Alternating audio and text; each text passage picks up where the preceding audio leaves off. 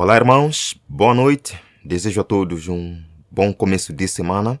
Estamos aqui para mais uma apresentação neste dia 11 de agosto de 2024. Continuamos orando por todos os irmãos para que esta semana seja repleta de poder, seja uma semana na companhia do Espírito Santo, uma semana de muito sucesso na vida de cada um de nós. Continuem deixando seus pedidos de oração, que nós aqui, com muito carinho especial, iremos interceder por si também. Queridos, hoje eu quero compartilhar um comentário muito especial do querido pastor Mark Finley sobre o que vem acontecendo na América e o que é que nós podemos esperar em breve. Mas para vos contextualizar, eu quero mostrar de novo um vídeo sobre o que o movimento evangélico protestante na América está fazendo exatamente neste momento. Acompanhe um pouco. We need unity in the body of Christ. Precisamos de unidade no corpo de Cristo. We're so thankful that our leaders here in Tennessee have felt called by God to just really call the body of Christ. Estamos muito gratos pelos nossos líderes aqui no Tennessee, que se sentiram chamados por Deus para realmente chamar o corpo de Cristo. They really don't want to be the leaders of this. They have said, we're carrying the wood and the church needs to light the fire. Eles realmente não querem ser os líderes disto. Eles disseram que estamos carregando a lenha e que a igreja precisa acender o fogo. I don't know how many more chances we're going to give, but certainly God is giving us a chance here. Não sei quantas chances jamais vamos dar, mas certamente Deus está nos dando uma chance aqui. When a legislator, a government body establishes a call to repentance, that's an answer to prayer. Because repentance precedes something that is on God's heart for the next step. Quando um legislador, um órgão governamental estabelece um chamado ao arrependimento, que é uma resposta à oração, porque o arrependimento precede algo no coração de Deus para o próximo passo. Tennessee church leaders here say they are anticipating a great response. Líderes da igreja do Tennessee dizem que estão antecipando uma grande resposta. I am expecting there to be deliverances and healings and restoration and transformation in families, in our neighborhoods, for churches to be on fire, for the Holy Spirit to move through with power. Espero que haja libertação e curas, e restauração e transformação nas famílias, em nossos bairros, para que as igrejas estejam em chamas, para que o Espírito se mova com poder. I think God's about to sweep across our state and maybe even our nation in a great awakening. Acho que Deus está prestes a varrer o nosso estado e talvez até nossa nação em um grande avivamento. Irmãos, isto é muito parecido com o que nós encontramos nos livros do Espírito de Profecia. E eu estou falando agora para pessoas que acreditam, porque pessoas que não acreditam, eu não estou falando para essas pessoas. Estou falando para aqueles que acreditam no Espírito de Profecia. Quando nós lemos os capítulos do livro Eventos Finais, o livro Grande Conflito, os Testemunhos, enfim, livros inspirados por Deus, que nos mostram o tempo em que nós estamos vivendo. Claramente, irmãos, tudo se encaixa aqui. Então vamos lá ao comentário do pastor Mark Finley. Escutemos muito bem. Milhões nos Estados Unidos acreditam que foi somente pela graça de Deus que o ex-presidente Trump foi protegido. Ele tinha acabado de virar a cabeça segundos antes de os tiros serem disparados. E por isso, há milhões que estão agradecendo a Deus por ele não ter sido assassinado. Agora, a questão é, como reagimos a isto como cristãos? E o que isso significa à luz da profecia bíblica? Tem algum significado na profecia? A primeira coisa que quero observar é esta. Como cristãos, condenamos todas as formas de violência, independentemente de que lado do corredor político estejamos. Aqui no Hope Live 365, não somos especialistas políticos ou comentaristas de notícias. Só comentamos as notícias se elas tiverem uma relação com a profecia bíblica, mas esse não é o nosso principal objetivo. Aqui no Hope Lives 365, quando vemos notícias, nós as comparamos com a profecia bíblica. Mas, antes de tudo, somos cristãos comprometidos com Cristo. Então, quando um evento como esse acontece, nossos corações se enchem de compaixão. Nós nos importamos profundamente com as pessoas e quando as pessoas sofrem violência e brutalidade sem sentido, desnecessárias, nossos corações sofrem. Em segundo lugar, quando vemos algo assim, certamente oramos. Oramos por aqueles que foram feridos e oramos também por suas famílias. Ao refletir sobre essa tentativa de assassinato, um assassinato cruel que chocou a nação, pensei na violência em nossa sociedade. Onde é que estamos como sociedade? Isso tem alguma relação com a profecia bíblica? Agora, se a tentativa de assassinato do presidente Trump fosse um incidente isolado na sociedade, meus pensamentos seriam consideravelmente diferentes. Quero dizer, pense nisso. Houve tentativas de assassinato e assassinatos bem-sucedidos de nossos presidentes no passado, abrangendo décadas e até séculos. Abraham Lincoln foi assassinado por John Wilkes Booth enquanto assistia a uma produção teatral em Washington, D.C. Então, pense no fato de que John F. Kennedy foi também assassinado em Dallas, baleado enquanto andava em sua limusine ao ar livre. Também lembramos que seu irmão, Robert Kennedy, foi também assassinado. Além disso, houve a tentativa de assassinato de Ronald Reagan, que felizmente sobreviveu. Assim, ao longo da história americana, houve assassinatos de presidentes americanos, assassinatos de políticos e várias tentativas de assassinato. Mas aqui está o que torna isto diferente e o que nos dá uma imagem muito maior. É parte de um padrão. Tiroteios, violência armada, assassinatos sem sentido, assassinatos em massa tornaram-se predominantes em nossa sociedade. Você pode perguntar, Mark, o que você quer dizer com isso? Veja, nos primeiros 6 meses de 2024, tivemos, veja só agora, 261 tiroteios em massa, só em 2024. Isso é um para cada dia. E o que é um tiroteio em massa? Um tiroteio em massa é definido pelo FBI como um tiroteio no qual pelo menos 4 pessoas foram baleadas, pelo menos, ou feridas ou mortas. Agora, a profecia bíblica tem algo a dizer sobre isso? Onde estamos na corrente do tempo? Em Mateus, capítulo número 24, Jesus dá sinais de sua breve vinda.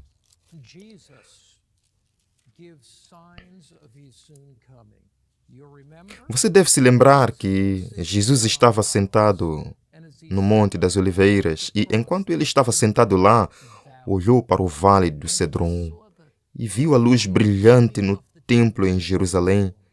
Jesus disse, não ficará pedra sobre pedra naquele templo.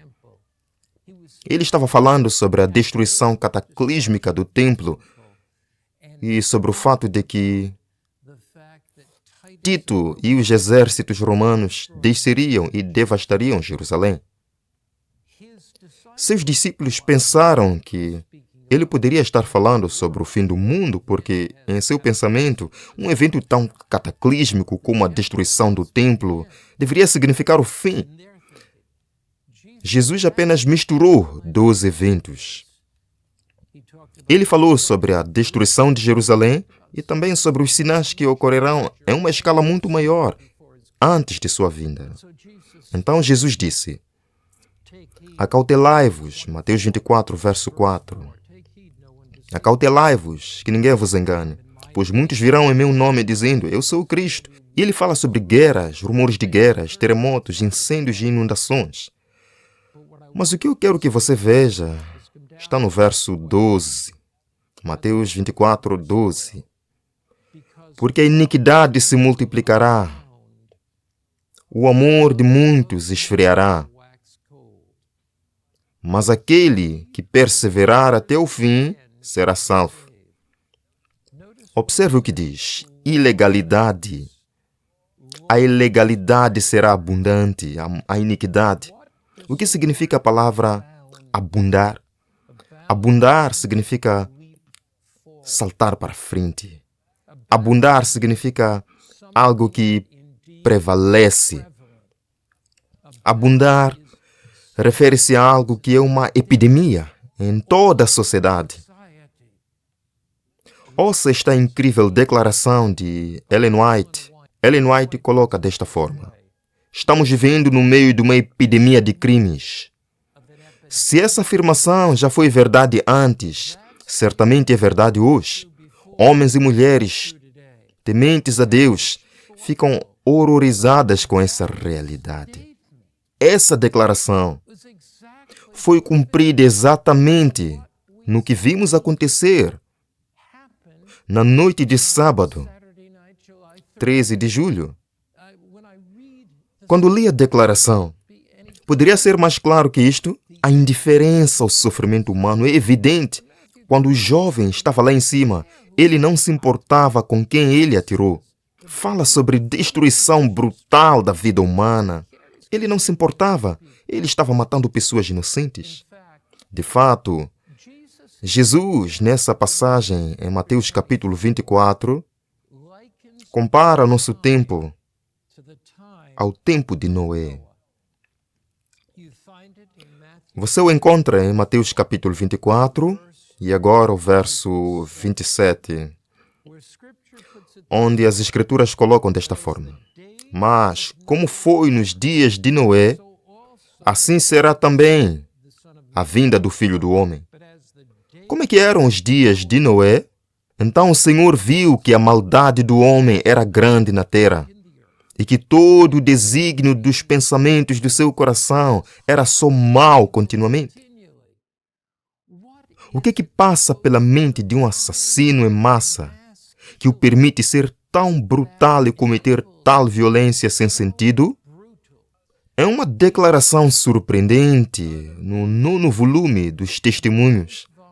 Na página 11, Ellen White afirma: homens possuídos por demônios estão tirando a vida de homens, mulheres e crianças. Os homens se apaixonaram pelo vício, possuídos por demônios, estão andando em nossa terra. Como é que o diabo se prepara para essa possessão demoníaca? Como é que o diabo nos dessensibiliza? Muitas vezes sem que saibamos. A criança americana média já viu 14.000 assassinatos na televisão. Hoje, os adolescentes estão saturando suas mentes com jogos violentos. Você pode dizer, isso não faz diferença, isso não afeta as pessoas. Deixe-me compartilhar com você alguns estudos. Ok. Na sexta-feira, 22 de julho de 2016, um atirador matou 9 pessoas em um shopping em Munique, na Alemanha. Eu estou lendo a reportagem.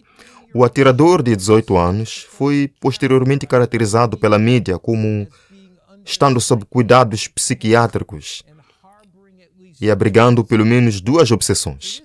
Então, esse garoto que matou pessoas num shopping na Alemanha tinha 2 obsessões. Uma delas era uma obsessão por tiroteios em massa, incluindo o Anders Breivik, que matou 77 pessoas na Noruega em 2011. O outro tinha uma obsessão por videogames.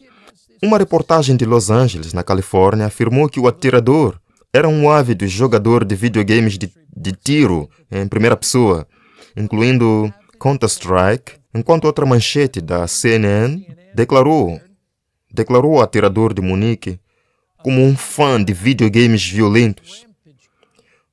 Os assassinos de Rampage planejaram ataques por um ano. Este incidente de alto perfil não foi o primeiro a vincular a cultura popular ao crime violento. Notavelmente, após o tiroteio em Columbine em 1999, fontes da mídia implicaram e mais tarde disseram que música, videogames e aspectos góticos podem ser fatores contribuintes para os crimes. Veja, outros casos recentes ecoaram afirmações semelhantes, sugerindo que a cultura popular tem uma influência nefasta, uma influência maligna sobre os seus consumidores. O que as Escrituras dizem? Na segunda carta de Paulo a Coríntios 3, verso 18. Ao contemplar, nos tornamos transformados. Então, pais, estejam cientes do que seus filhos estão assistindo por aí. Você pode dizer, bem, eles não vão se tornar assassinos em massa.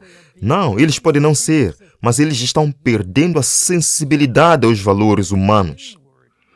Eles estão olhando para dentro e ficando mais deprimidos e desanimados por causa disso. Agora, o que tudo isto tem a ver com o plano mestre de Satanás? Satanás quer assumir o controle das mentes dos homens, das mulheres. É uma sociedade violenta. Ele está usando a mídia violenta, TVs, filmes, como parte de seu plano para desestabilizar a sociedade, criar estragos, histeria e caos. E quando isso acontecer, fará parte de um plano mestre. Por que isso faria parte do plano mestre de Satanás? Por que Satanás estaria tentando usar violência, brutalidade, assassinatos sem sentido, como parte de uma estratégia para desestabilizar a sociedade e levá-la ao caos? Por que Satanás estaria aumentando o crime em nossas ruas?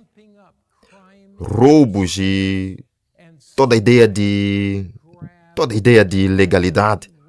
Por que Satanás estaria aumentando a ênfase na cultura das drogas, do álcool e a cultura da violência? Enfim, o que estaria por detrás de tudo isto? Existe algum tipo de estratégia mestre sinistra de Satanás?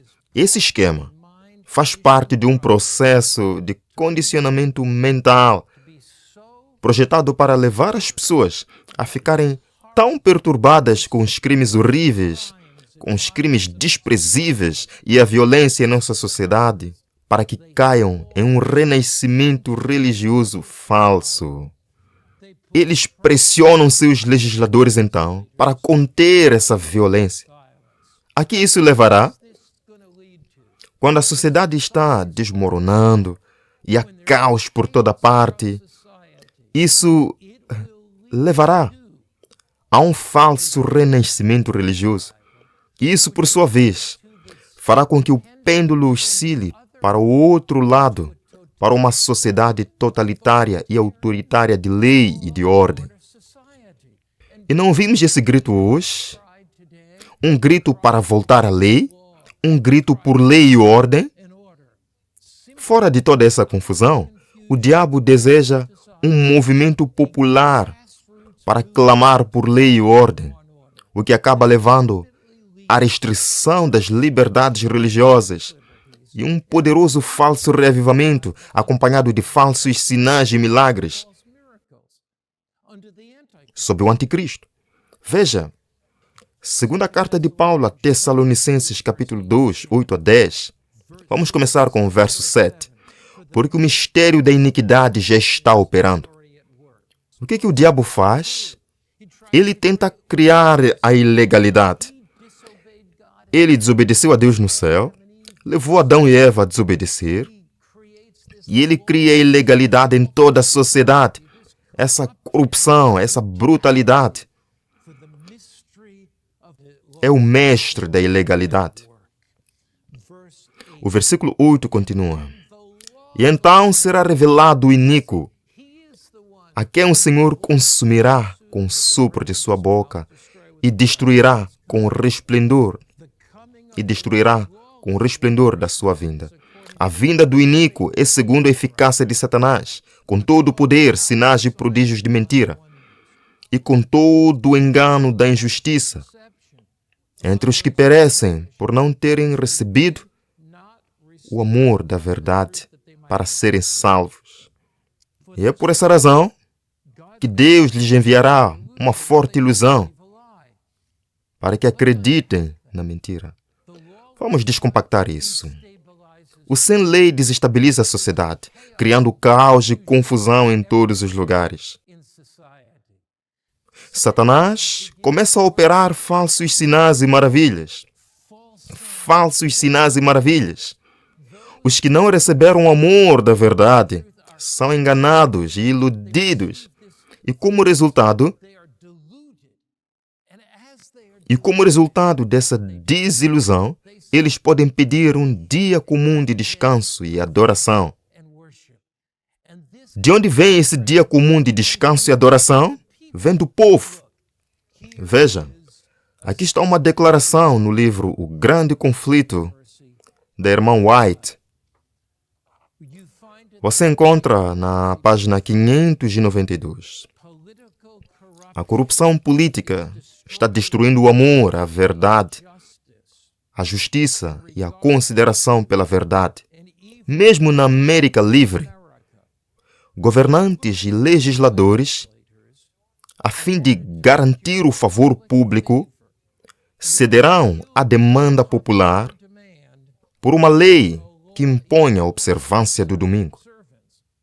Então, legisladores e políticos, não está dizendo algum ditador ou um regime autoritário.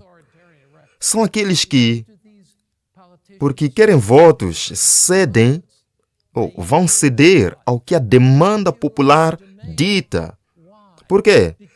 Porque estamos em um momento de caos e precisamos voltar à lei e à ordem, levando à imposição da observância do domingo. Continuo a ler. A liberdade de consciência, que custou tão grande sacrifício, não será mais respeitada.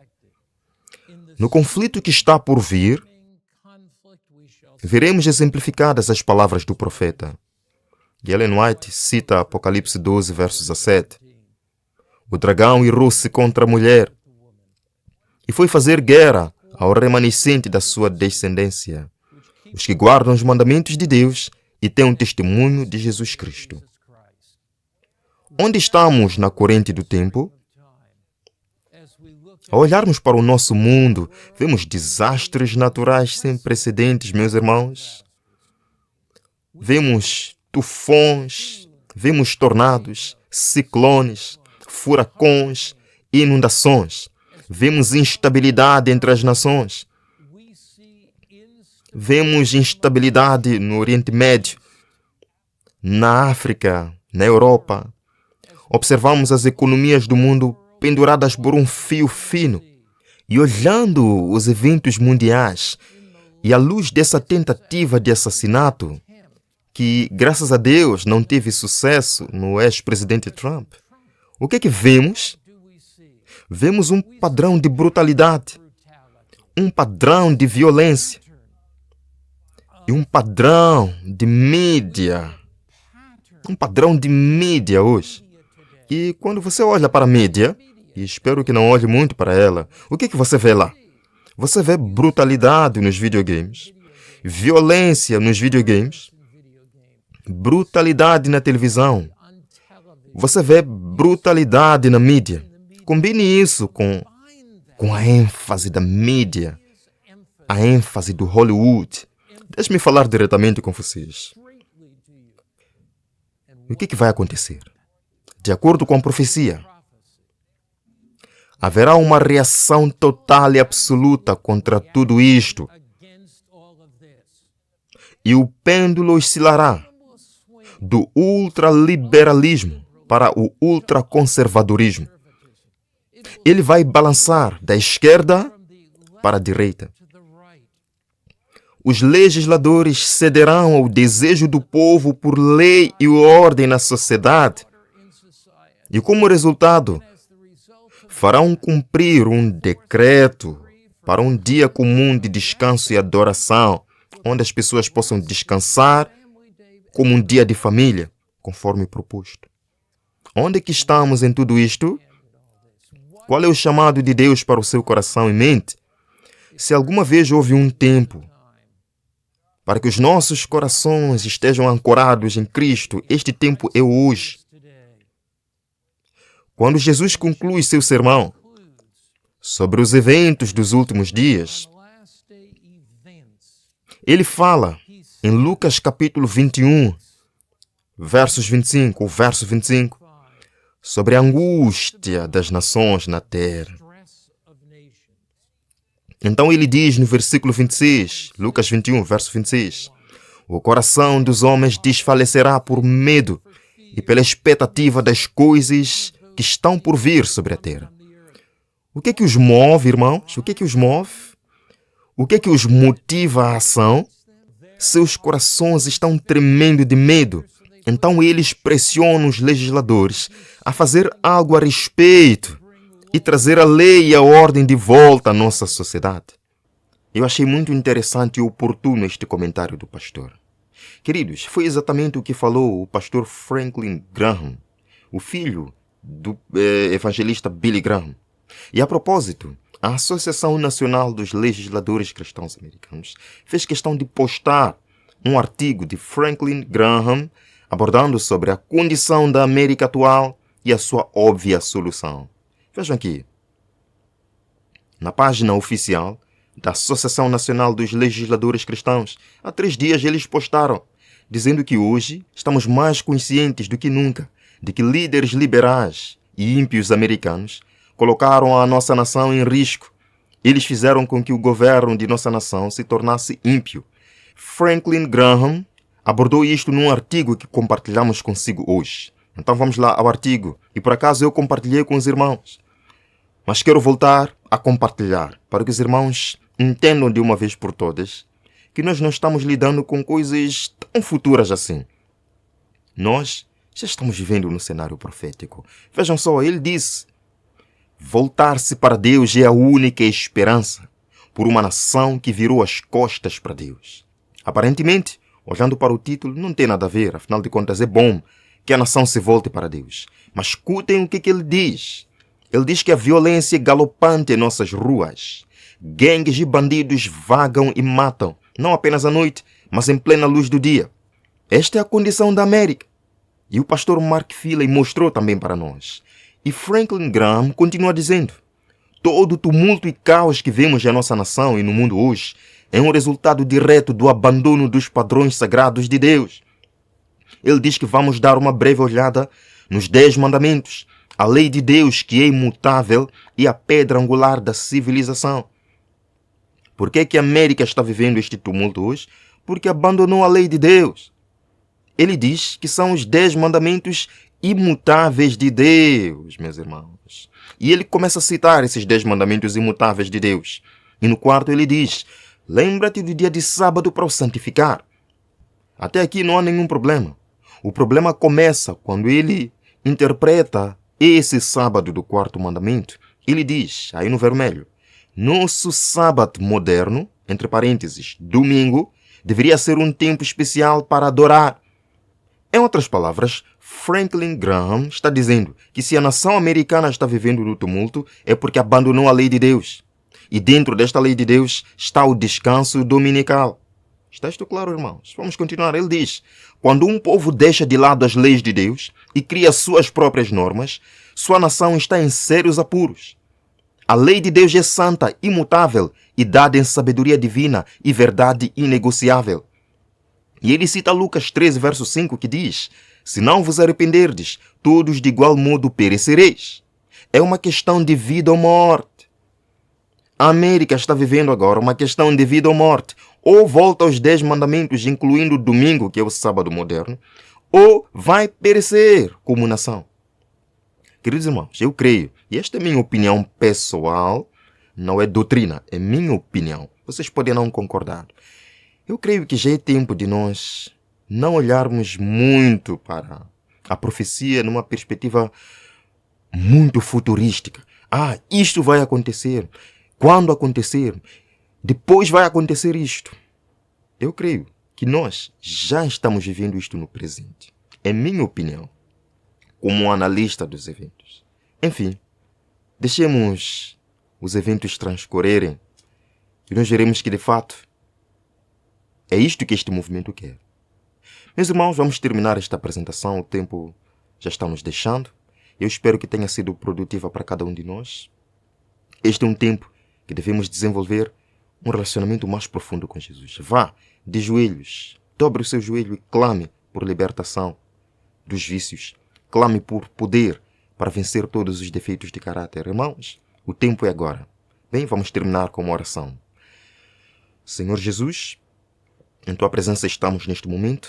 Queremos pedir que o Senhor nos batize com o Santo Espírito, molde nosso caráter, mude, Senhor, nossa forma de ver e de viver. Queremos ser transformados por Tua glória, a Tua semelhança. Dá-nos uma semana produtiva na Sua companhia eterna. Em nome de Jesus. Amém. Irmãos, até a próxima apresentação. Até lá.